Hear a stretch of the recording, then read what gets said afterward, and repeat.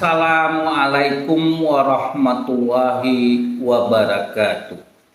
Selamat pagi Bapak dan Ibu Asesor Tim Penilai Setor. Perkenalkan, nama saya Dr. Dedi Muharman SHM dengan NIDN 0723037001. NUPTK 3655749619130162. Saya adalah dosen tetap pada program studi ilmu hukum Fakultas Hukum Universitas Maijen Sungkono Mojokerto. Saya mengabdi sebagai tenaga pendidik sejak tahun 2021 berdasarkan SK nomor 02-YPS-MSM-SK-2021. Dalam video pernyataan diri ini, saya mempersembahkan unjuk kerja bidang pengajaran untuk mata kuliah Hukum Agraria dengan kode mata kuliah AMS 51209. Mata kuliah ini saya ampu pada semester ganjil tahun akademik 2025-2026 untuk rekan-rekan mahasiswa di semester 5. Paparan unjuk kerja ini dikemas utuh menggunakan model pembelajaran DIA, yaitu Delivery, Interaction, dan Assessment. Mata kuliah Hukum Agraria merupakan mata kuliah wajib program studi dengan bobot 3 SKS. Ruang lingkup keilmuan mata kuliah ini berfokus pada pemahaman aspek hukum pengelolaan, pemilikan, dan penggunaan tanah di Indonesia. Materi dikaji mendalam berbasis regulasi Undang-Undang Pokok Agraria atau UPA nomor 5 tahun 1960 serta dinamika konflik pertanahan kontemporer. Berdasarkan dokumen RPS yang sah, terdapat 5 pencapaian pembelajaran mata kuliah atau CPMK yang wajib dipenuhi. CPMK pertama, mampu mengidentifikasi prinsip dasar hukum agraria. CPMK kedua, mampu menganalisa perkembangan agraria secara sosiopolitik. CPMK 3, mampu mengkaji konflik agraria demi solusi yang berkeadilan.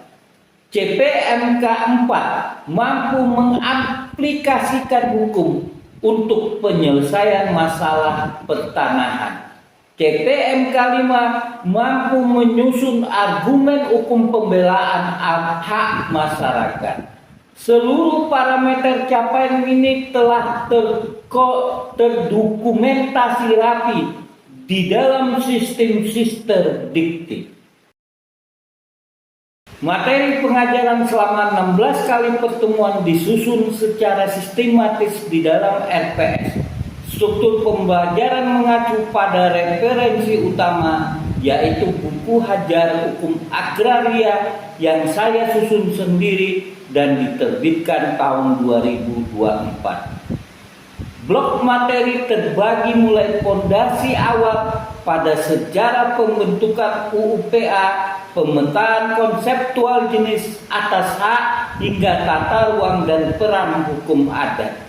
Pendekatan utama penyampaian materi secara delivery menggunakan metode ceramah interaktif yang dikombinasikan dengan case-based learning, pembelajaran berbasis kasus. Inovasi tertinggi yang saya terapkan dalam perkuliahan ini adalah strategi riset-led teaching, pengajaran berbasis hasil riset aktual.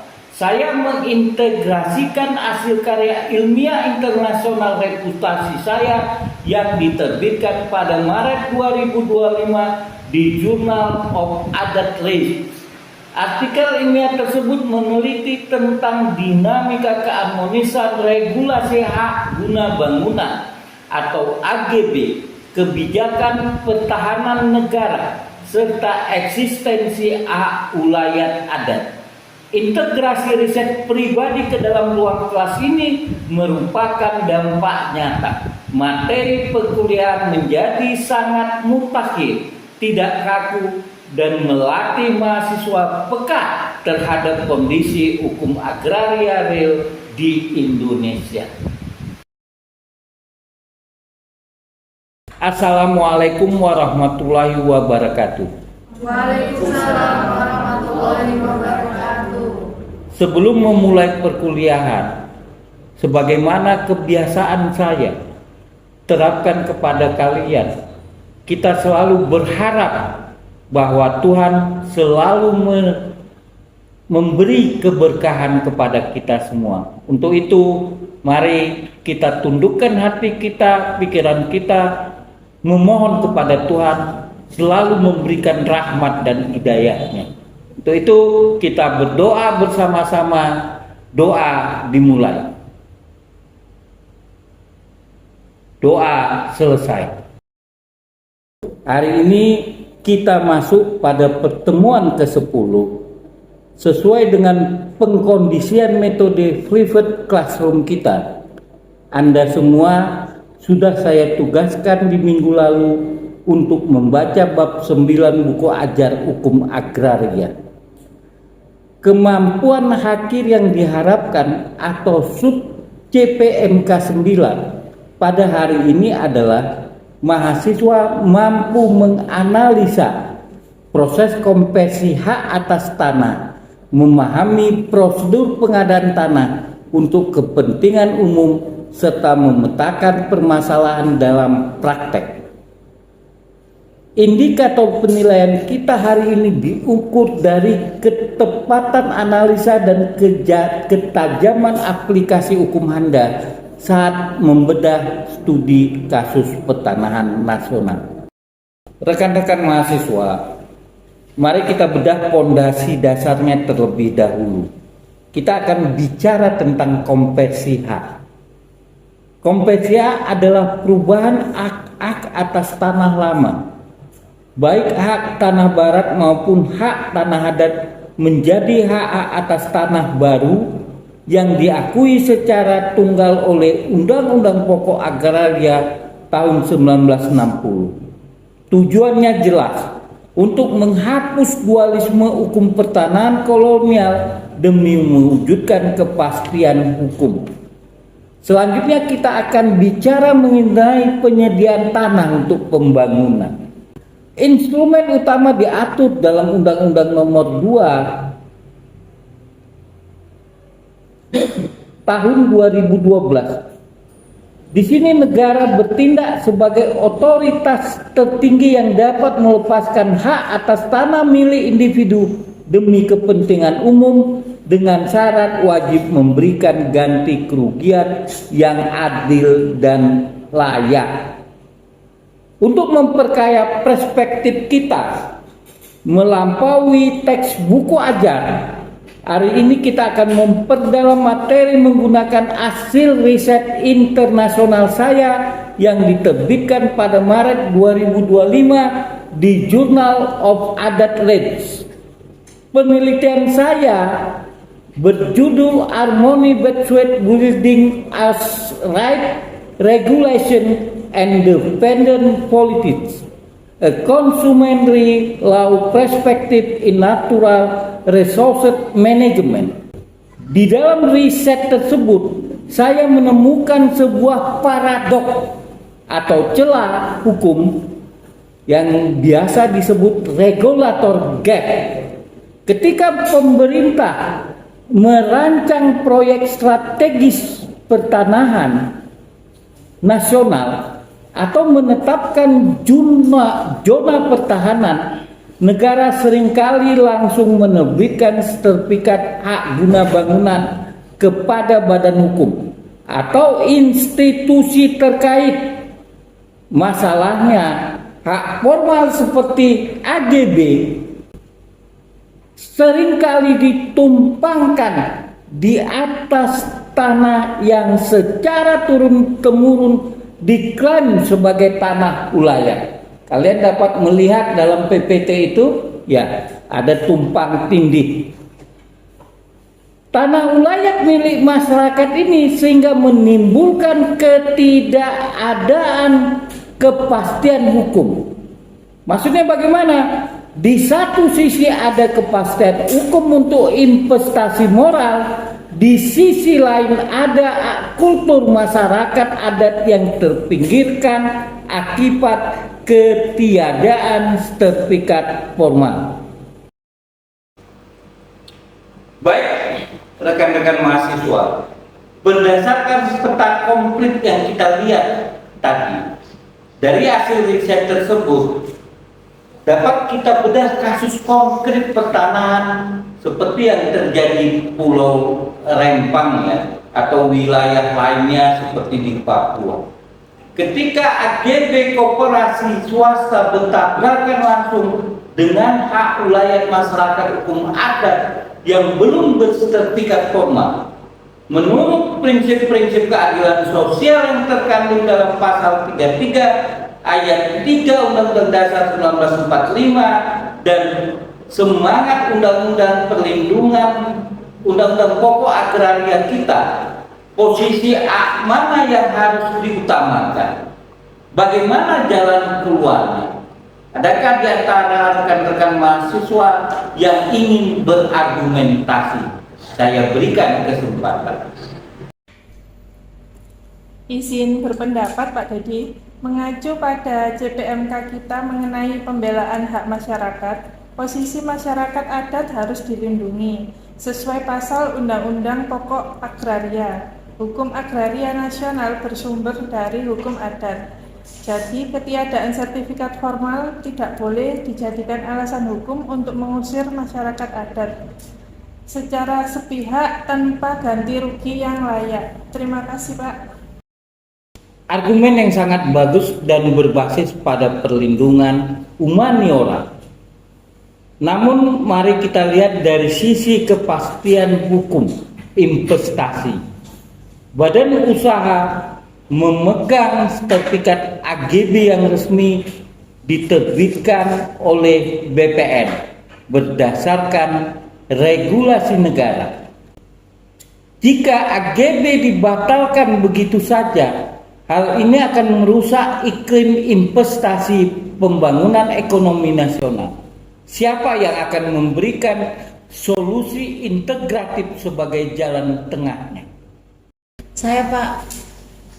Mengacu pada rekomendasi kebijakan di artikel jurnal Pak Dedi pada tabel 5 halaman 6, jalan tengahnya adalah penerapan perencanaan tata ruang partisipatif dan skema mediasi triparti. Perusahaan swasta pemegang HGB tetap diizinkan beroperasi, namun wajib mengeluarkan presentasi lahan tertentu untuk dikelola bersama masyarakat adat melalui skema kemitraan ekonomi berkelanjutan. Dengan itu, hak wilayah diakui secara ekonomi dan proyek pembangunan negara tetap berjalan. Luar biasa.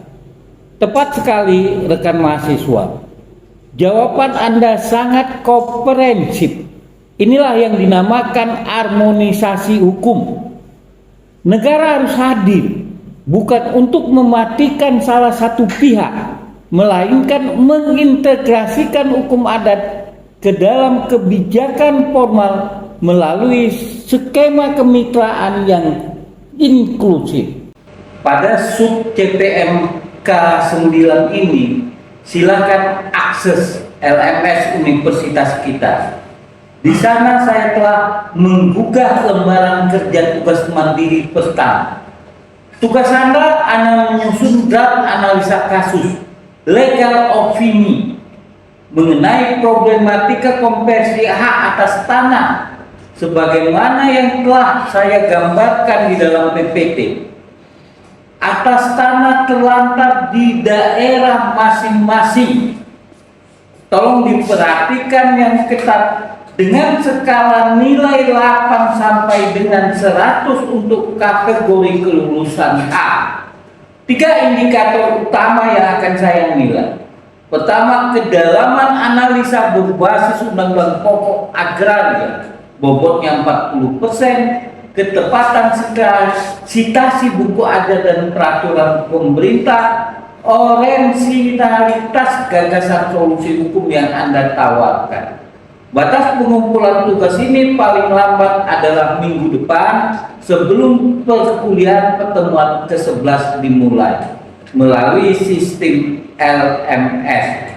Kembali saya ingatkan bahwa apa yang kita lakukan, sistem penilaian akhir kita didasarkan kepada 15% persentase keadilan Anda, 20% tugas terstruktur yang akan diberikan, 25% ujian tengah semester, 40% ujian akhir.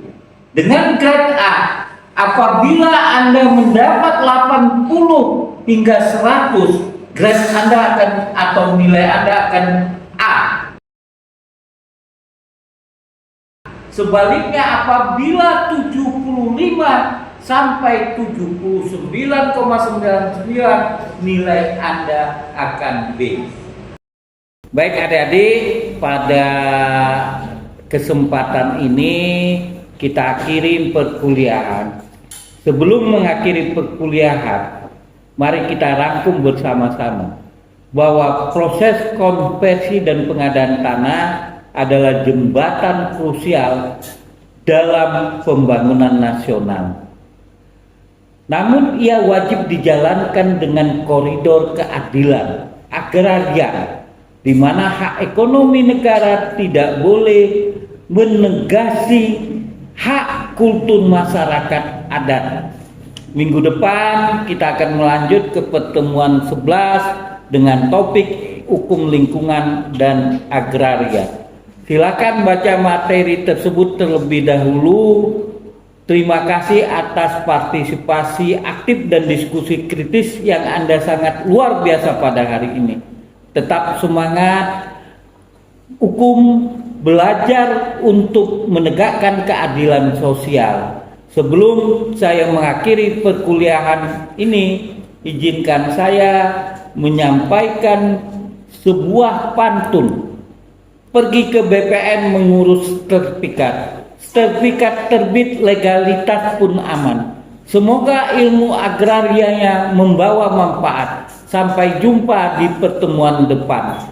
Beli tanah harus jelas sertifikatnya. Terima kasih atas segala perhatiannya.